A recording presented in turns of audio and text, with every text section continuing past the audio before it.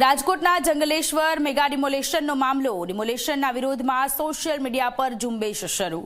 ગુજરાતભરના ઇન્ફ્લુએન્સરોએ social media પર ઝુંબેશ ચલાવી ગરીબ લોકોના મકાન ડિમોલેશન ન કરવા અવાજ ઉઠાવ્યો. 1348 જેટલા મકાનો ડિમોલેશન કરવાની નોટિસ ફટકારી હતી.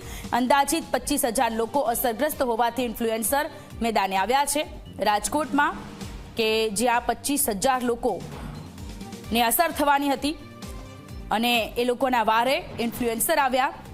જય માતાજી.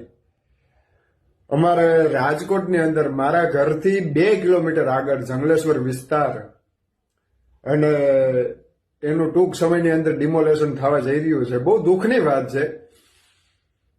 છાપાની અંદર આપણને 1300 મકાન બતાવ્યા, 1500 બતાવ્યા, 2000 બતાવ્યા, પણ પૂરેપૂરા 3500 મકાન પડવા જઈ રહ્યા છે અને કેટલાયનો પરિવારના માળા વિખાઈ જવાના છે. દુઃખની વાત છે. પણ ઈથની વિશેષ મને જો દુઃખ લાગ્યું હોય, અત્યારની જ બાબત કહું, મારી શેરીમાંથી 4 બાયું પૂછે કે ભાઈ કે મકાન હોય તો મને કયો, અમને મકાન કોઈ ભાડે નથી દેતું. જંગલેશ્વરનું નામ સાંભળે છે ને કોઈ મકાન ભાડે નથી દેતું, અને જે મકાન દે છે ને એ ડબલ ભાડા કરીને બેસી ગયા છે, ડબલ ભાડા લે છે. રાજકોટ વાસીઓને, રાજકોટ તો રંગીલું છે ભલામણ, આખું દુઃખની અંદર ભાગીદાર થવાની ખડી છે.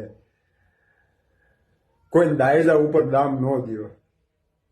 જય માતાજી, જય મોગલ. અને બને તો સહારો બનજો, કોઈની મજબૂરીનો ફાયદો ન ઉપાડતા.